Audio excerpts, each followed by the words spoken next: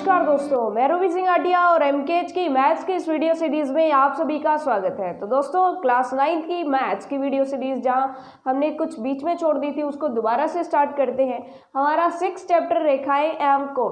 तो फ्रेंड्स, यहाँ पर प्रश्नावली को करने से पहले हम कुछ रेखाओं के बारे में चीज़ें जानेंगे, फिर हम कोणों के बारे में चीज़ें जानेंगे, कोण कितने प्रकार के होते हैं, कौन कौन से होते हैं, इन सभी चीज़ों के बारे में हम जानेंगे। तो फटाफट से कुछ परिभाषाओं की बात करते हैं हम।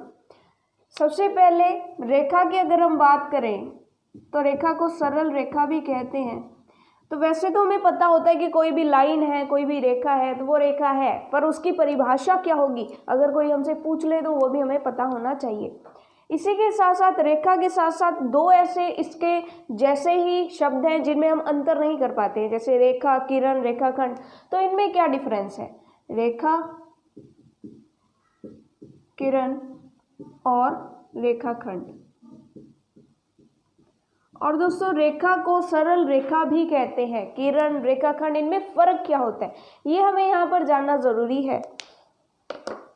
तो दोस्तों, सिंपल सी बात कि रेखा किसे कहते हैं, तो सिंपल सी बात कि कोई भी हमने सरल रेखीय बिंदु ले ली, सरल रेखीय बिंदु को मिलाने वाला सरलतम वक्र जो होगा, ये हमारे कई सारे बिंदु हैं जो एक ही लाइन में है, सीध में है ये कह सकते हैं। चलिए, अब इनको जो मिलाने वाला सरलतम वक्र होगा वो इस तरह का होगा और इसी को हम क्या कहेंगे? रेखा कहेंगे। तो रेखा की सिंपल सी परिभाषा हमें पता चल गई, क्या? कि सरल रेखीय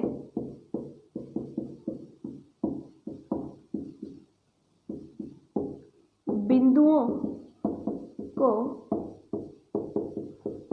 मिलाने वाला सरलतम वक्र, वक्र का मतलब होता है कोई भी वक्र। इस तरह से जब हम, वक्र का मतलब होता है कि जब हम पेन की निब यहाँ पर रखते हैं और उसके बाद हम कुछ भी बनाते हैं और जब तक हम उसे उठाए न तब तक वो क्या होगा? एक वक्र बनेगा। तो इस तरह से ये होता है वक्र। सरलतम वक्र जो होता है, वक्र की सिंपल सी बात कि हमने पेन की निब रख दी और फिर हमने पेन को कुछ भी चला दिया, किसी भी तरीके से चला दिया और जब तक हमने पेन को उठाया नहीं तब तक वो एक वक्र है, चाहे कैसे भी हो। जैसे ही उठा लिया तो वो एक वक्र कंप्लीट हो गया। ठीक है, तो ये वक्र तो हमें समझ आ गया। अब सरलतम वक्र क्या? हमने कोई सरल रेखीय बिंदु ले लिए इस तरह से। सरल रेखीय मतलब एक लाइन में होनी चाहिए, चाहे कैसे मर्जी हो वो। ठीक है, तो इनको जो मिलाने वाला सरलतम वक्र होगा वो क्या हो जाएगा? वो हो जाएगा एक रेखा। चलिए, रेखा तो हमें समझ आ गई, सरल रेखीय बिंदु को मिलाने वाला सरलतम वक्र रेखा कहलाती है या रेखा कहलाती है। अब दोस्तों, रेखा का तो पता चल गया, लेकिन रेखा, किरण और रेखाखंड में क्या फर्क होता है? तो दोस्तों, सिंपल सी बात है कि अगर हम रेखा की बात करें तो रेखा दोनों तरफ बढ़ती है, यानी रेखा दोनों तरफ बढ़ती है, इधर से भी ये बढ़ती जाती है, इधर से भी ये बढ़ती जाती है। हम ये नहीं कह सकते कि ये रेखा जो है किसी फिक्स पॉइंट से शुरू हो रही है और किसी फिक्स पॉइंट पर खत्म हो रही है। रेखा कभी भी किसी फिक्स पॉइंट से शुरू नहीं होती, ना ही किसी फिक्स पॉइंट पर खत्म होती है। तो इसका मतलब क्या है कि ये इस तरह की आकृति जो दोनों तरफ बढ़ती रहेगी उसे हम क्या कहते हैं? उसे हम रेखा कहते हैं।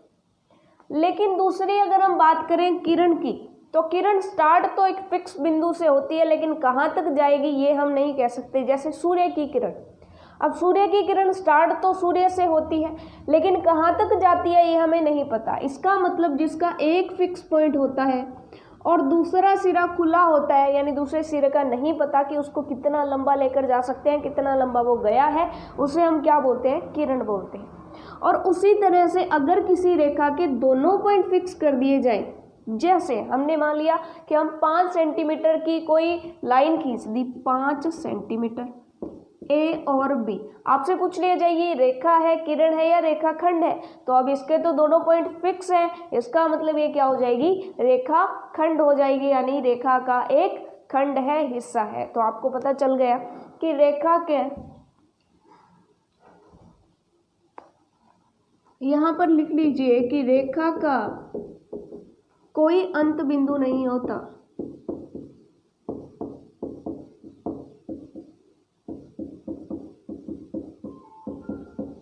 और इसका डायग्राम इस तरह से बना लेंगे, दोनों तरफ से चलती जा रही है। चलिए, ये तो समझ आ गया।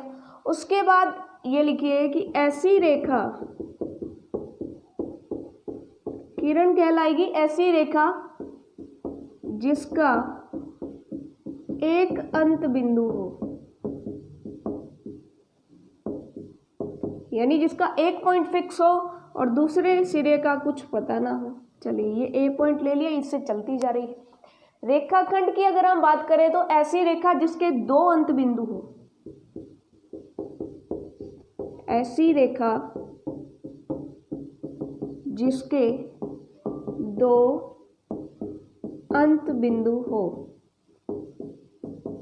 यानी पहले तो हमने एक रेखा ही लेनी है लेकिन उसके दो फिक्स पॉइंट्स हमने बना दिए ए और बी, बाकी को हमने खत्म कर दिया, तो ये जो रेखा है वो क्या हो जाएगी, रेखा खंड हो जाएगी।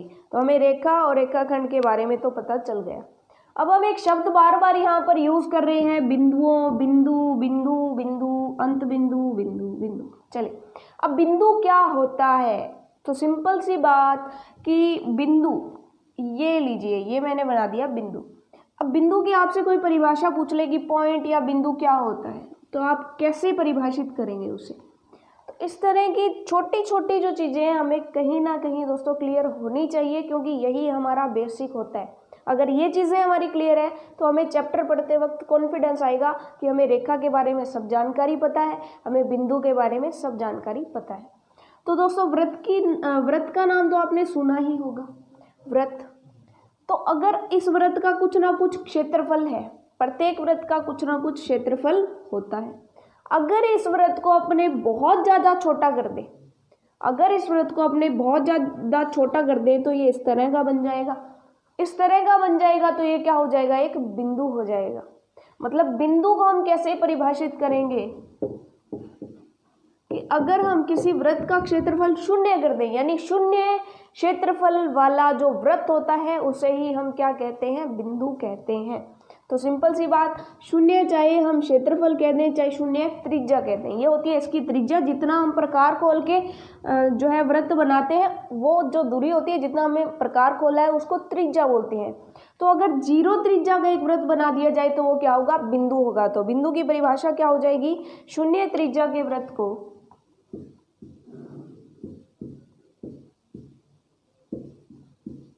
शून्य त्रिज्या के व्रत को बिंदु कहते हैं। चलिए ये चीज तो क्लियर हो गई। अब इसका डायग्राम आपको बनाना है, तो सिंपल सी बात, छोटा सा व्रत बना दीजिए। ओके, उसके बाद दोस्तों बिंदु भी दो टाइप के होते हैं। सरल रेखा के आधार पर बिंदु दो प्रकार के होते हैं, सरेख बिंदु और असरेख बिंदु। अब सरेख बिंदु का मतलब होता है ऐसे बिंदु जो एक ही रेखा पर हो, और असरेख का मतलब होता है ऐसे बिंदु जो एक रेखा पर स्थित ना हो।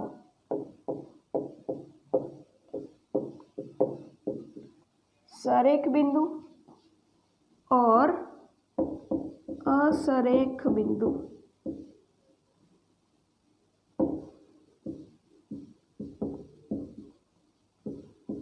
अब दोस्तों सरेख बिंदु या असरेख बिंदु, अगर हम दो बिंदुओं की बात करें तो दो बिंदुओं का तो पता ही नहीं चलेगा, क्योंकि दो बिंदु तो हमेशा सरेख ही होते हैं।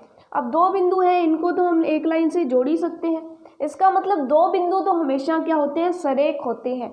लेकिन अगर हम तीन बिंदुओं की बात करें तो अगर तीसरा बिंदु इसी रेखा पर आए, अगर तीसरा बिंदु हमने यहाँ बना दिया, फिर तो ये तीसरा बिंदु, जैसे मान लीजिए ये ए बिंदु, ये बी बिंदु और ये सी बिंदु, अगर सी बिंदु इसी रेखा पर आए फिर तो ये तीनों सरेख है। अगर ये सी बिंदु इस रेखा पर ना आकर के बाई चांस यहाँ पर आ गया तो इन तीनों को एक रेखा द्वारा नहीं जोड़ा जा सकता, इसका मतलब ये तीनों बिंदु क्या हो जाएंगे, असरेख बिंदु। तो सरेख बिंदु और असरेख बिंदु की परिभाषा ये कि यदि तीन या, अब तीन से अधिक या तीन की बात करेंगे क्योंकि दो बिंदुओं का तो हमेशा सरेख ही होते हैं, तो यदि तीन या अधिक बिंदु एक ही रेखा पर स्थित हों,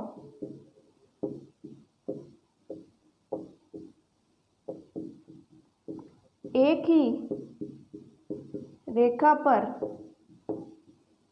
स्थित हों तो सरेख बिंदु कहलाते हैं। और असरेख बिंदु का मतलब क्या होगा? यदि 3 या अधिक बिंदु एक ही रेखा पर स्थित न हो, सिर्फ यहाँ पर स्थित न लगाना है। यहाँ पर अगर आप न हो लगा देंगे तो वो परिभाषा किसकी बन जाएगी? असरेख बिंदु की। तो असरेख बिंदु की परिभाषा आप खुद बनाएंगे। चलिए, बिंदु की बात हो गई, सरल रेखा की बात हो गई, रेखाओं की बात हो गई, कंप्लीट हो गई। अब रेखा वाली बात हो गई। अब बात करते हैं हम कोण की, कि कोण क्या होता है। तो दोस्तों, कोण क्या होता है? सिंपल सी बात है कि किरणें, आपको पता है कि किरणों का एक अंत बिंदु होता है। किरण, कोई भी किरण है वो एक फिक्स पॉइंट से स्टार्ट होती है।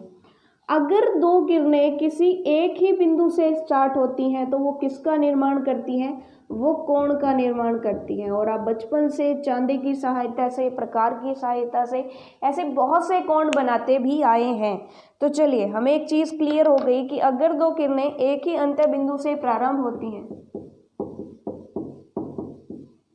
यदि कोई दो किरणें स्टार्ट होंगी, ध्यान रखिएगा, यदि कोई दो किरणें एक ही अंत बिंदु से प्रारंभ होती हैं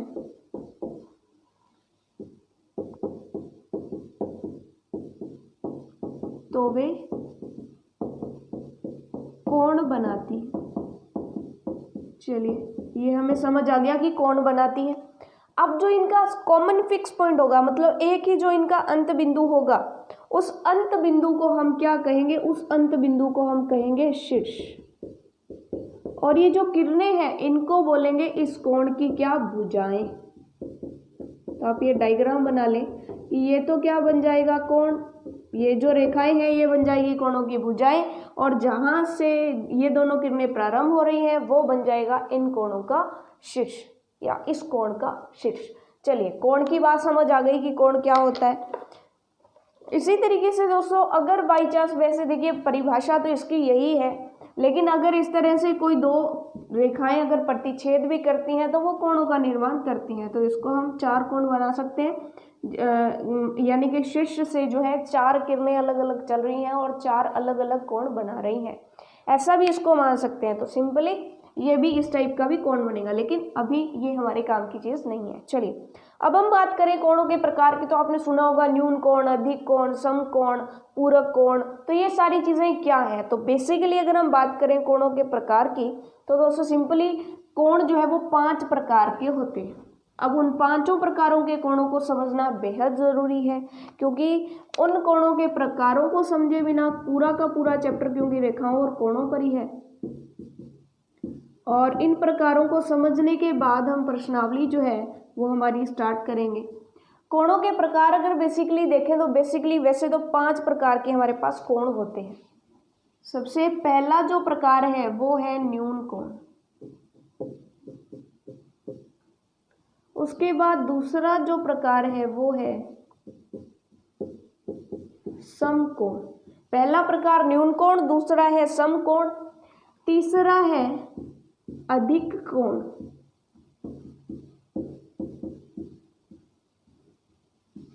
चौथा जो हमारा है वो है ऋजु कोण। और अब देखिए दोस्तों, यहाँ तक आपने न्यून कोण, समकोण, अधिक कोण तो पढ़ा होगा, लेकिन आपके लिए जो नए हैं वो है ऋजु कोण और प्रतिवर्ती कोण। 5th हमारा जो टाइप है वो है प्रतिवर्ती कोण। अब ये जानेंगे कि कितने कितने डिग्रीज के ये कोण होते हैं, और इनके डायग्राम भी हम साथ साथ में बनाते हुए चलेंगे। अब दोस्तों, पहला जो इसका सिंपल सी बात है कि अगर किसी बिंदु पर हम कोण बनाते हैं तो इस बिंदु पर हम कोणों को 4 प्रकार से देख सकते हैं। यहाँ पर 90-90 डिग्री के 4 कोण बनते हैं। इस बिंदु पर 90-90 डिग्री के 4 कोण बनते हैं। एक 90 डिग्री का ये, एक 90 डिग्री का ये, एक 90 डिग्री का ये, और एक 90 डिग्री का ये। तो अगर इस बिंदु से शुरू हो तो यहाँ से बन गया 90 डिग्री का कोण। चलिए, यहीं से स्टार्ट होकर अगर यहाँ तक आते हैं तो ये बन गया 180 डिग्री का कोण। और यहाँ से चल करके अगर यहाँ तक आते हैं तो ये बन गया 180 में 90 जोड़ दीजिए तो 270 डिग्री का कोण। अब यहाँ से चल करके पूरा अगर घूम करके वापस यहीं आ गए तो 270 में 90 और जोड़ दीजिए, कितने हो गए 360 डिग्री के कोण। तो बस ये जो पैमाने हैं इसी के आधार पर इन 5 प्रकार को डिवाइड किया गया है कि अगर कोई कोण, अब 90 डिग्री, 180 डिग्री, 270 डिग्री और 360 डिग्री का आपको पता चल गया कि कौन कौन से कोण होते हैं। अगर कोई कोण मान लीजिए x है, वो अगर 90 डिग्री से कम होता है, यानी यहाँ तक कितना कोण होगा 90 डिग्री। अगर वो 90 डिग्री से कम होता है यानी लगभग यहाँ होता है, अब 90 डिग्री से कम कितना भी हो वो क्या होगा, न्यून कोण होगा। चलिए ये हमें बात समझ आ गई। अगर वो कोण 90 डिग्री ही है तो उसको हम बोलेंगे समकोण। तो सिंपल सी बात कि ये जो कोण है वो 90 डिग्री से कम है तो ये तो क्या हो जाएगा, न्यून कोण। यानी इस पूरे एरिया में कोई भी कोण बन जाए वो क्या होगा, न्यून कोण होगा, क्योंकि 90 से कम बनेगा तो न्यून कोण होगा। अगर 90 पूरा पूरा बने इस तरह से तो वो क्या हो जाएगा, समकोण हो जाएगा। अब बात करते हैं अधिक कोण की। तो कुछ बच्चे सिंपल सी बात की न्यून कोण 90 से कम था तो अधिक कोण क्या होगा, 90 से ज़्यादा हो जाएगा। लेकिन दोस्तों अधिक कोण 90 से ज़्यादा होता है ये तो बात ठीक है, लेकिन अधिक कोण 180 डिग्री से कम रहना चाहिए। ये दोनों बातें आपको ध्यान में रखनी है कि यहाँ पर इस एरिया में जो भी कोण बनेगा उसको हम क्या बोलेंगे, उसको हम बोलेंगे अधिक कोण। यानी 90 से ज़्यादा लेकिन 180 से कम होना चाहिए। तो अधिक कोण की परिभाषा क्या हो जाएगी कि जो x हमारा कोण है वो बड़ा है 90 डिग्री से लेकिन छोटा है 180 डिग्री से। ये बात आपको क्लियर होनी चाहिए। कुछ बच्चों को डाउट होता है कि अधिक कोण 90 से ज़्यादा कितना भी हो वो अधिक कोण होगा। नहीं, 90 से ज़्यादा होना चाहिए लेकिन 180 से ज़्यादा नहीं होना चाहिए। चलिए इतनी बात हमें क्लियर हो गई। अब चलिए 90 से कम न्यून कोण, 90 हो जाए तो समकोण, 90 से ज़्यादा हो जाए तो अधिक कोण और 180 से कम हो तो अधिक कोण। अगर पूरा पूरा 180 डिग्री हो जाए तो उस कोण को क्या नाम देंगे, तब उस कोण को हम कहेंगे ऋजु कोण। यानी x बराबर कितना हो गया, 180 डिग्री। लेकिन 180 डिग्री के बाद हमारे कोई काम की चीज़ नहीं है। अगर 180 डिग्री से ज़्यादा का कोई कोण है, कहीं भी इधर उधर कहीं भी बन जाए तो वो क्या होगा, प्रतिवर्ती कोण होगा। यानी x ग्रेटर देन 180 डिग्री। लेकिन x ग्रेटर देन तो हो, लेकिन थोड़ा x जो है वो बड़ा होगा 180 डिग्री से लेकिन छोटा होगा 360 डिग्री से, क्योंकि 360 डिग्री से ज़्यादा का तो कोण बन ही नहीं सकता। मतलब 360 से कम होगा और 180 से बड़ा होगा तो वो क्या हो जाएगा, प्रतिवर्ती कोण हो जाएगा। तो चलिए एक चीज़ हमें क्लियर हो गई कि अगर 90 डिग्री से कम तो न्यून कोण, 90 डिग्री तो समकोण, 90 डिग्री से 180 के बीच में अधिक कोण, 180 पूरा पूरा हो गया तो ऋजु कोण और 180 से ज़्यादा चला गया तो वो हो जाएगा हमारा प्रतिवर्ती कोण। तो इन कोणों के बारे में आप लिख लीजिए। सिंपल सी बात, इनका स्क्रीनशॉट लेना चाहते हैं तो स्क्रीनशॉट ले लीजिए और डायग्राम आप बनाना चाहते हैं तो डायग्राम आप बना लीजिएगा। अब हम बात करते हैं दो दो कोणों की, दो दो कोणों की तुलना करते हैं। क्योंकि आपने सुना होगा शीर्षाभिमुख कोण, आसन कोण, पूरक कोण, संपूरक कोण। तो वो कोण क्या होते हैं, वो क्या होते हैं कि दो दो का कंपैरिजन करते हैं। दो भाई होते हैं, दो भाई कोण या तो आसन कोण होंगे, दो भाई कोण या तो शीर्षाभिमुख कोण होंगे। तो उनकी हम नेक्स्ट बात करते हैं। अब जोड़े में दो दो कोणों की स्पेशल प्रॉपर्टीज होती है। तो ये अगर हम जोड़े बनाए दो दो कोणों के तो वो बेसिकली 4 टाइप के बनते हैं। पहला जो जोड़ा बनता है वो है पूरक कोण वाला, पूरक कोण, कि कोई दो कोण पूरक कोण हो सकते हैं। इसके अलावा कोई दो कोण संपूरक कोण हो सकते हैं। इसके अलावा तीसरा अगर बनाए तो कोई भी दो कोण जो है वो आसन कोण हो सकते हैं। इसके अलावा जो चौथा जोड़ा बनता है वो है शीर्षाभिमुख कोण का। अब आपने इनके नाम सुने होंगे कि पूरक कोण कौन से होते हैं, संपूरक कोण कौन से होते हैं, आसन कोण कौन से होते हैं और शीर्षाभिमुख कोण कौन से होते हैं। अब सिंपल सी बात, हम डायग्राम समझते हैं कि मान लीजिए इस तरह से हमने कोई कोण बनाया, यहाँ पर हमने दो कोण बना दिए, कोण x और कोण y। अब x और y दोनों का योग जो है वो कितना है, वो है 90 डिग्री। मतलब अगर किन्हीं दो कोणों का योग अगर 90 डिग्री होता है तो दैट मीन्स उन दोनों कोणों को हम क्या कहेंगे, पूरक कोण कहेंगे। पूरक कोण के साथ संपूरक कोण की अगर मान लीजिए कि कोई दो कोण हमने एक रेखा पर बनाए इस तरह से, तो इस रेखा पर टोटल कोण कितना बनता है, 180 डिग्री का। अब मान लीजिए कि हमने इस तरह से यहाँ पर दो कोण बना दिए, ये हो गया x कोण और ये हो गया y कोण। तो यहाँ पर दो कोण है x और y, दोनों का योग कितना है, 180 डिग्री। तो ऐसे कोण को हम क्या कहेंगे, संपूरक कोण। यानी पूरक कोणों का योग जो होता है वो कितना होता है, 90 डिग्री, और संपूरक कोणों का योग कितना होता है, संपूरक कोणों का योग होता है 180 डिग्री। तो इनमें यही फर्क है। पूरक कोण की परिभाषा क्या हो जाएगी कि यदि किन्हीं दो कोणों का योग समकोण के बराबर होता है तो वो दोनों कोण पूरक कोण कहलाते हैं, और यदि किन्हीं दो कोणों का योग 180 डिग्री होता है तो वो संपूरक कोण कहलाते हैं। चलिए ये चीज़ हमें समझ आ गई है। अब हम तीसरी बात करते हैं आसन कोण की, कि आसन कोण क्या होते हैं। आसन कोण होते हैं कि यदि कोई दो कोण है जिनका शीर्ष समान है और साथ ही साथ उनकी एक भुजा जो है वो भी उभयनिष्ठ होनी चाहिए। जैसे कि मान लीजिए कि हमने इस तरह से कोई भी दो, इस तरह से इसको बीच में से हम डिवाइड कर देते हैं, तो मान लीजिए कि ये हो गया x कोण और ये हो गया y कोण।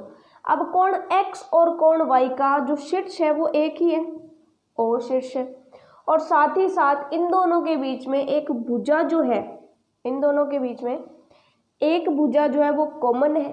तो यहाँ पर दोनों कोण क्या हो जाएंगे, आसन कोण। अगर देखा जाए बेसिकली तो ये दोनों भी आसन कोण है और ये दोनों भी आसन कोण है। तो आसन कोणों की सिंपल सी पहचान होती है हमारे पास कि दो कोण कोई भी हो, उनके बीच में एक तो लाइन उभयनिष्ठ होनी चाहिए और एक उनका शीर्ष उभयनिष्ठ होना चाहिए। तो वो दोनों कोण क्या होते हैं, आसन कोण होते हैं। जैसे कि फॉर एग्जाम्पल, जैसे कि मान लीजिए कि हमने यहाँ पर लंब डाल दिया, यहाँ पर लंब जब डाला तो यहाँ पर ये जो कोण होगा 90 डिग्री वाला और ये जो कोण होगा 90 डिग्री वाला, दोनों के दोनों कोण क्या होंगे, आसन कोण होंगे। तो आसन कोणों का तो हमें पता चल गया कि ऐसे दो कोण जिनके बीच में एक भुजा और एक शीर्ष उभयनिष्ठ हो, उसे हम क्या कहते हैं, आसन कोण कहते हैं। चलिए ये चीज़ हमें क्लियर हो गई। उसके बाद हम बात करते हैं शीर्षाभिमुख कोण क्या होते हैं। शीर्षाभिमुख कोण में क्या होता है कि इसमें सिंपल सी बात है कि इसमें सबसे पहले आपको क्या कराना होगा कि दो रेखाओं को आपस में प्रतिच्छेद करवाना होगा। अब एक रेखा युग्म कह दें, रेखा युग्म का मतलब होता है रेखाओं का जोड़ा, यानी एक रेखाओं का जोड़ा या फिर दो रेखाएं, यानी एक जोड़ा या फिर दो रेखाएं, एक ही बात है। चलिए अगर दो रेखाएं या एक रेखा युग्म आपस में प्रतिच्छेद करते हैं तो जो एकांतर कोण होते हैं, एकांतर का मतलब होता है एक का अंतर, यानी एक छोड़ करके जो दूसरा होता है, तो इसको हमने x डिग्री मान लिया।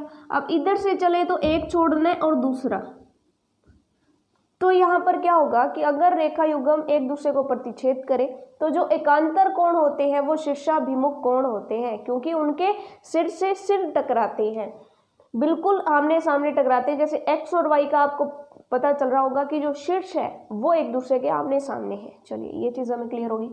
इसी तरह से अगर हम इसकी बात करें, कोण 1 और कोण 2, ये भी आपस में क्या होंगे, शीर्षाभिमुख कोण, यानी एकांतर कोण, एक छोड़ दिया दूसरा, यहाँ से चले एक कोण ये छोड़ दिया दूसरा, तो ये दोनों शीर्षाभिमुख और इधर से ये दोनों शीर्षाभिमुख कोण। तो शीर्षाभिमुख कोण की परिभाषा क्या हो जाएगी कि एक रेखीय युग्म के प्रतिच्छेदन से बने एकांतर कोणों को क्या कहते हैं, शीर्षाभिमुख कोण कहते हैं। तो चलिए फ्रेंड्स, जितने भी कोणों के बारे में हमने पढ़ना था, चार टाइप के पहले हमने 5 प्रकार के सिंगल कोण पढ़े, फिर दो कोणों की हमने तुलना कैसे करनी है, पूरक, संपूरक, आसन और शीर्षाभिमुख कोण, उनके बारे में पढ़ लिया। अब हम प्रश्नावली शुरू करते हैं, प्रश्नावली 6.1। लेकिन प्रश्नावली 6.1 में हम एक अभिग्रहित यूज करते हैं।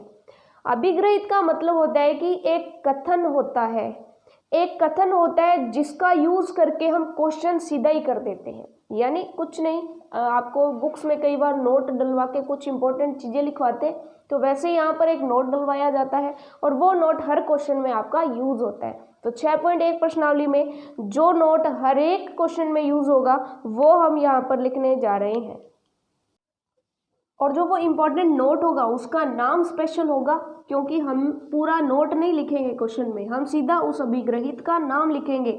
अभिग्रहित का मतलब होता है एक फॉर्मूला होता है, एक कथन होता है जो हम यूज करते हैं। तो सबसे पहले आपको लिखना है रैखिक युग्म अभिग्रहित, रैखिक युग्म अभिग्रहित। इसका ये नाम क्यों है, ये नाम हमने क्यों लिखा, ये नाम लिख करके ही इसको क्यों लिख रहे हैं, तो ये आपको जब आप क्वेश्चन लिखोगे, क्वेश्चन करेंगे जब हम, तब आपको अच्छे से पता चलेगा। तो रैखिक युग्म अभिग्रहित क्या कहती है कि मान लीजिए कि आपके पास एक सरल रेखा है, एक सरल रेखा है मान लीजिए आपके पास, और इस सरल रेखा पर इस तरह से कोई हमने दो कोण बना दिए। इस कोण का नाम हो गया x और इस कोण का नाम हो गया y, यानी ये x डिग्री है और ये y डिग्री है। सिंपल सी बात। अब दोस्तों हमें पता है कि एक रेखा पर बनने वाला टोटल कोण कितना होता है, 180 डिग्री होता है। इसका मतलब रैखिक युग्म अभिग्रहित क्या कहती है कि एक रेखा पर बनने वाले सभी कोणों का योग 180 डिग्री होता है। तो आपको सिंपल लिखना है कि सरल रेखा पर बनने वाले सभी, सरल रेखा पर, यहाँ पर एक चीज और लिख लेना कि सरल रेखा पर एक तरफ, सारे नहीं सिर्फ एक तरफ, ऊपर है तो ऊपर, नीचे है तो नीचे, सरल रेखा पर एक तरफ बनने वाले सभी कोणों का योग 180 डिग्री होता है। 180 डिग्री हो गया।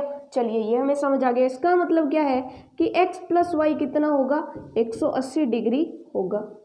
इसकी एक और प्रैक्टिस कर लेते हैं हम कि मान लीजिए हमने इस तरह से कोई रेखा खींच दी और इस पर हमने इस तरह से कोई कोण बना दिए।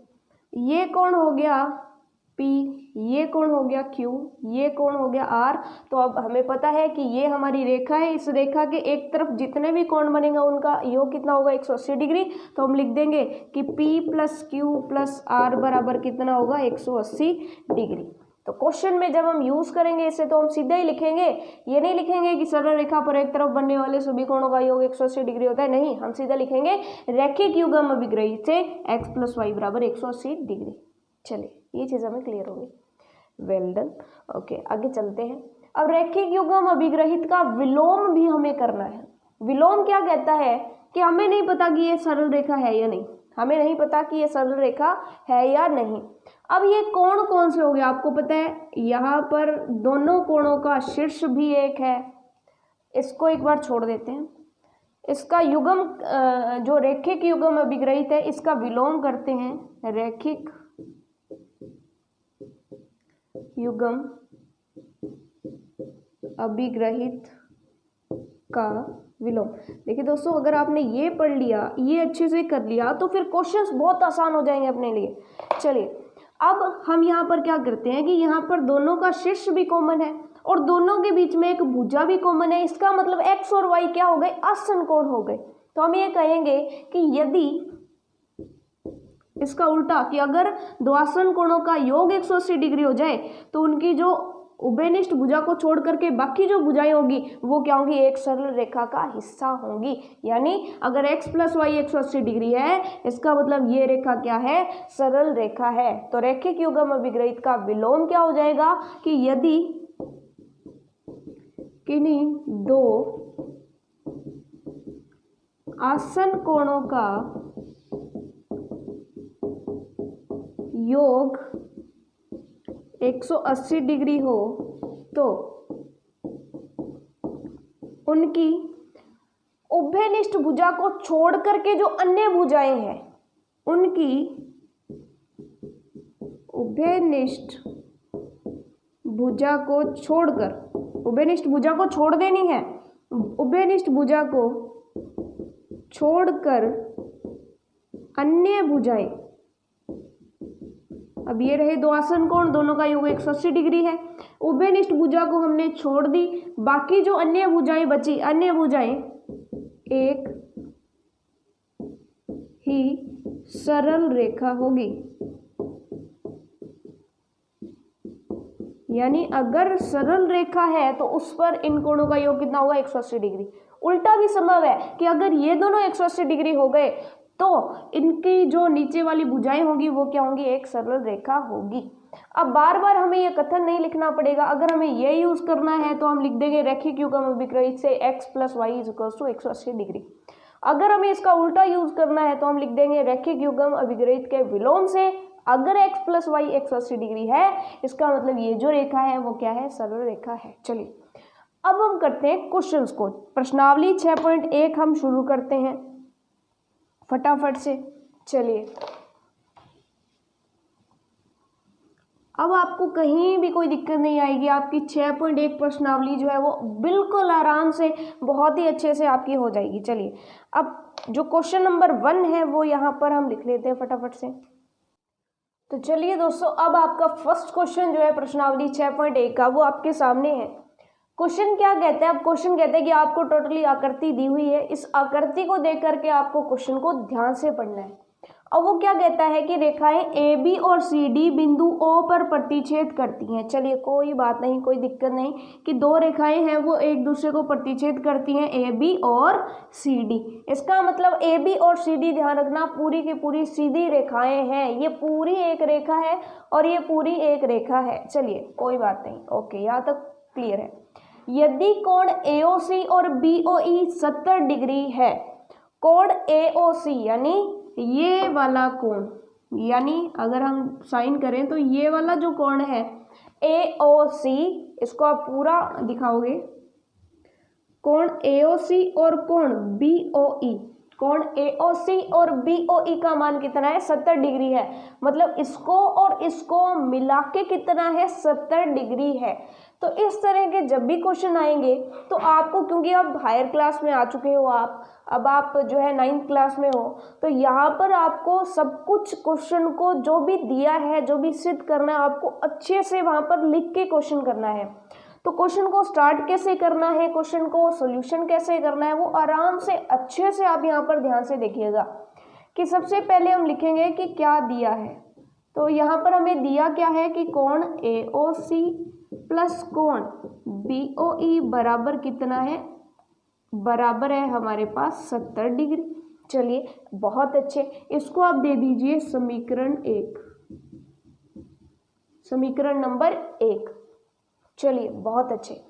अब उसने क्या कहा है कि BOD कितना है, 40 डिग्री है, तथा और क्या दिया है, कोण BOD बराबर 40 डिग्री। चलिए वैसे तो इसको भी समीकरण देने की ज़रूरत नहीं है, हम दिया है लिख देंगे। चलिए इसको तो समीकरण ना दें तो भी चलेगा।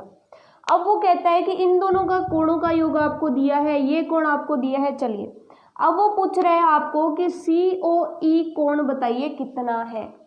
COE तथा BOE दो कोणों की वो बात कर रहा है, लेकिन सबसे पहले हम क्या लिखेंगे, BOE निकालने के लिए उससे पहले हम किसको निकालेंगे, COE को निकालेंगे। उसके बाद हमारा BOE निकालना आसान हो जाएगा। कैसे, क्यों, ये चलिए हम देखते हैं। अब दोस्तों सिंपल सी बात है, हमें पता है कि एक सरल रेखा के एक साइड जितने भी कोण बनेंगे उनका योग कितना होगा, 180 डिग्री। मतलब ये कोण प्लस ये कोण प्लस ये कोण कितना होगा, 180 डिग्री होगा। किससे, हमें कैसे पता चला, ये पता चला हमें किससे, रैखिक युग्म अभिग्रहित से। अब देखिए कितना आसान है, कहाँ हम ये पूरी की पूरी लाइन लिखते हैं कि एक सरल रेखा के एक तरफ बनने वाले सभी कोणों का योग 180 डिग्री होता है, और कहाँ हमें सिर्फ 3 शब्द लिखने पड़े। तो ये तो बहुत आसान है। रैखिक युग्म अभिग्रहित से क्या होगा, कोण AOC प्लस कोण COE प्लस कोण BOE कितना हो जाएगा, 180 डिग्री। यानी कोण ये प्लस कोण ये प्लस कोण ये, एक तरफ बनने वाले सारे के सारे कोण कितने हो गए, 180 डिग्री। अब ध्यान से देखिएगा कि AOC प्लस BOE का मान तो यहाँ पर दे रखा है, कितना है 70 डिग्री। यानी इन दोनों का अगर जोड़कर इसको हम इधर ले, उसको थोड़ा सा सेट करके लिखें तो AOC प्लस कोण BOE प्लस कोण COE, आगे पीछे करके इनको लिख दिया, कोई फर्क नहीं पड़ता इससे। चलिए अब इस पूरे का मान कितना है हमारे पास 70 डिग्री, तो इसकी जगह हम लिख देंगे 70 डिग्री प्लस कोण COE बराबर 180 डिग्री। अब इधर कुछ प्लस में है, उधर जा करके क्या हो जाएगा, माइनस में हो जाएगा, तो कोण COE बराबर कितना हो जाएगा 180 डिग्री माइनस 70 डिग्री। 180 में से 70 गए, कितना बचता है 110 डिग्री। चलिए ये तो हमारा सॉल्यूशन हो गया कि ये कोण कितना हो जाएगा 110 डिग्री। बहुत अच्छे। अब हमें क्या निकालना है, कोण BOE निकालना है। यहाँ पर हमने रेखिक युग्म अभिग्रहित किसके सापेक्ष लगाया, रेखा AB के, तो यहाँ पे हमें ये भी लिखना है कि रेखा AB के सापेक्ष। अब हम किसके सापेक्ष लगाएंगे, अब हम लगाएंगे रेखा C और D के सापेक्ष। रेखा CD है हमारी, उसके उधर देखें तो ये 110, ये 40 और ये हमारे को पता नहीं, इन तीनों का योग 180 डिग्री होता है, तो कोण BOE हमारे पास आ जाएगा। तो हम क्या लिखेंगे यहाँ पर कि रेखा CD पर रैखिक युग्म अभिग्रहित से, अब यहाँ पर रैखिक युग्म अभिग्रहित लगाएं तो ऊपर वाला कोण कौन सा COE प्लस नीचे वाला कोण कौन सा, कोण BOE प्लस कोण BOD, कितना होगा 180 डिग्री। ये किसने बताया हमें, रैखिक युग्म अभिग्रहित ने बताया। अब COE जो है इसका मान कितना है 110 डिग्री, हमने अभी अभी निकाला। BOE हमें निकालना है और BOD का मान हमें दिया है क्वेश्चन ने, कितना है 40 डिग्री, तो ये हो गया 40 डिग्री बराबर 180 डिग्री। अब इन दोनों को जोड़ दो, 110 और 140 150 डिग्री प्लस कोण BOE बराबर 180 डिग्री। अब इधर कुछ जोड़ में है, यानी इधर प्लस का है, उधर जाके किसका हो जाएगा, माइनस का हो जाएगा, तो कोण BOE बराबर 180, इधर 100 प्लस जो है 150 प्लस का और उधर जाके माइनस का 150 डिग्री। अब 180 में से 150 गए, कितने बचते हैं 30 डिग्री, तो इसका मान कितना आ गया 30 डिग्री। अब इसने बोला नहीं, अगर ये बोल दे कि AOC भी निकालिए तो आप वो भी निकाल दोगे। कैसे, ये 30 और ये 110 कितना हो गया 140, पूरा 180, 180 में से 140 घटाएंगे कितना हो जाएगा 40 डिग्री। ये भी तरीका आपको नहीं जचता तो कोई बात नहीं, अगर पहली बात तो इसने पूछा ही नहीं, अगर वो पूछ लेता कि AOC भी निकालिए तो आपको पता है AOC प्लस BOE कितने हैं 70 डिग्री। BOE का मान 30 आ गया, यानी ये आ गया 30, इस 30 को उधर ले जाए, 70 में से 30 गए 40 बचते हैं। चलिए, तो इस तरह से अगर हमें रैखिक युग्म अभिग्रहित पता है तो हम इस तरह के सारे कोणों का मान ज्ञात कर सकते हैं। चलिए, फर्स्ट क्वेश्चन आपका सॉल्व हो गया। अब बारी है सेकंड क्वेश्चन की। अगर आपको ये क्वेश्चन समझ आ गया है तो फटाफट से वीडियो को लाइक कर दीजिए दोस्तों। चलिए सेकंड क्वेश्चन की बारी। तो चलिए दोस्तों, अब बारी है सेकंड क्वेश्चन की। सेकंड क्वेश्चन का सॉल्यूशन हम देख लेते हैं। यहाँ पर हमें क्या दिया है, यहाँ पर दिया है कि कोण POY जो है, ये वाला जो कोण है वो 90 डिग्री है और हमसे पूछा है कि कोण C का मान आप बताइए। इसी के साथ उसने ये भी कहा है कि कोण A और कोण B जो है उनका अनुपात क्या है, 2:3 है। तो चलिए उसको तो हम बाद में देखेंगे, पहले हम देखते हैं कि POY का हम क्या यूज़ कर सकते हैं। तो दोस्तों POY 90 डिग्री है, पूरा ये कोण 180 डिग्री होता है, ये 90 डिग्री, तो A प्लस B कितने बच जाएंगे, यानी ये भी तो कितना है, ये भी तो 90 डिग्री है ना, POX। लेकिन POX दो कोणों को मिला करके बना है, कोण A और कोण B, यानी कोण A और कोण B का मान कितना हो जाएगा 90 डिग्री। चलिए ये तो ठीक है, किससे निकालेंगे हम, रैखिक युग्म अभिग्रहित से। तो सबसे पहले यही काम हम कर लेते हैं। क्यों करेंगे वो, जब हम इसका यूज़ करेंगे तो आपको पता चल जाएगा कि हमने A और B का मान क्यों निकाला, C निकालने के लिए। चलिए अब हम करते हैं कि रेखा XY के सापेक्ष, ये वाली रेखा XY होगी, रेखा XY के सापेक्ष रैखिक युग्म अभिग्रहित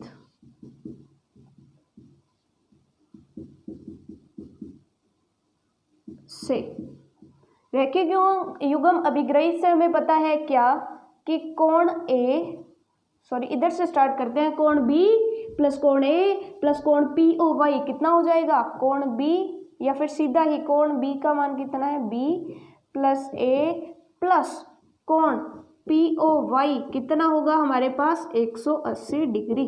लेकिन पी ओ वाई का मान तो हमें दे रखा है कितना, 90 डिग्री, यानी ये कोण प्लस ये कोण प्लस ये कोण, एक साइड में बनने वाले कोण 180 डिग्री। बी प्लस ए कितना, बी प्लस ए तो ठीक है, पी ओ वाई का मान कितना है 90 डिग्री बराबर 180 डिग्री। इनको हम बी प्लस ए लिखें या ए प्लस बी लिखें एक ही बात है। ये प्लस का 90 उधर जाके माइनस 180 में से 90 गए, कितने बचे, 90 बच गए। तो इसको हम समीकरण नंबर 1 दे देते हैं कि हमारे पास ए प्लस बी का मान कितना आ गया, ए प्लस बी 90 डिग्री। देखिए ये वैसे तो देखने से ही पता चल रहा है, लेकिन हमें तो करके दिखाना होगा। चलिए अब दिया क्या है हमें, अब दिया है उसने क्वेश्चन में दिया है कि ए अनुपात बी बराबर 2:3 है। अब दोस्तों यहाँ पर हमें नहीं पता कि ए का मान कितना है, नहीं पता कि बी का मान कितना है, बस इतना पता है कि ए और बी का जो अनुपात रहेगा वो कितना रहेगा, 2:3। तो हम क्या करते हैं, ए को हम 2x मान लेते हैं, समझिए एक बार इसको कि ए को 2x मान लेते हैं और बी को क्या मान लेंगे, 3x मान लेंगे।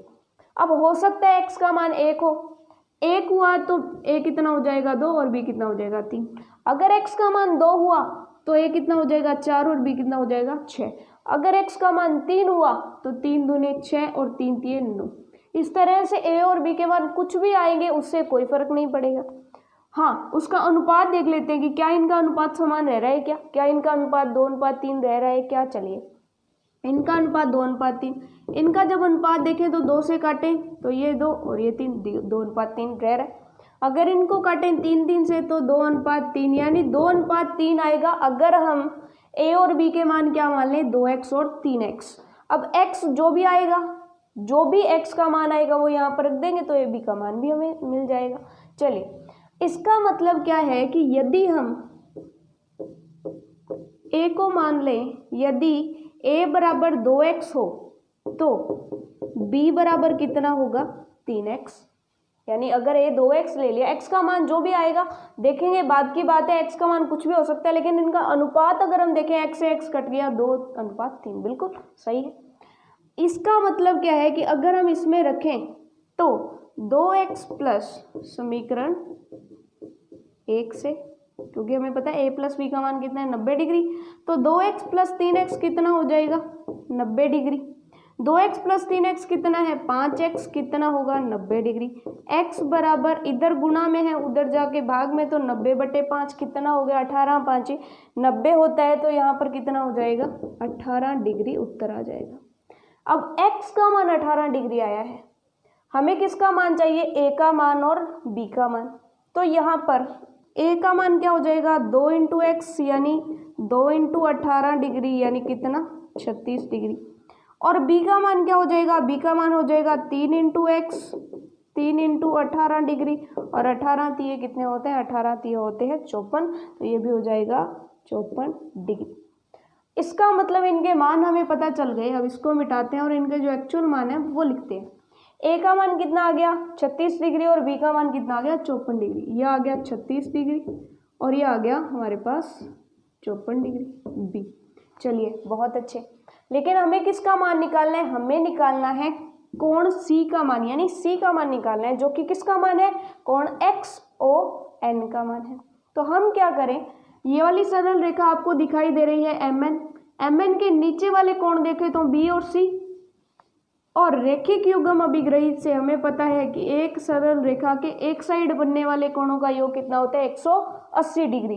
तो रैखिक युग्म अभिग्रहित से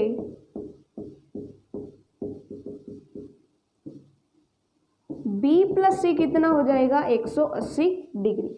अब ये रैखिक युग्म अभिग्रहित लगाई कहाँ पर है, रेखा MN पर, रेखा MN पर रैखिक युग्म अभिग्रहित से b प्लस सी बराबर 180 डिग्री, b का मान आपके पास है 54 डिग्री प्लस सी बराबर 180 डिग्री, प्लस 54 उधर जाके माइनस का 54, तो सी बराबर 180 डिग्री माइनस 54 डिग्री। अब 180 में से अगर आप 54 घटाते हैं तो आपके पास कितना आ जाएगा, आपके पास आ जाएगा 10 में से 4 गए 6 और फिर 7 में से, इस तरह से आप हांसी लेते हो ना, यहाँ से कैरी किया और इस तरह से, तो 10 में से 4 गए 6, 7 में से 5 गए 2 और 1, यानी सी का मान कितना हो जाएगा 126 डिग्री। तो चलिए इसका आंसर हो गया 126 डिग्री, इसका आंसर हो गया।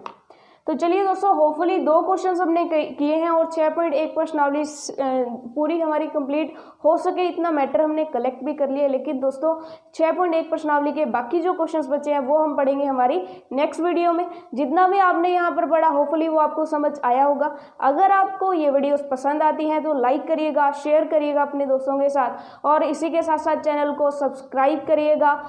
जो बेल आइकन है उसको भी दबाना मत भूलिएगा, ताकि हमारी जो अपकमिंग वीडियोस हैं उनके नोटिफिकेशंस आपको मिलते रहें। इसी के साथ धन्यवाद।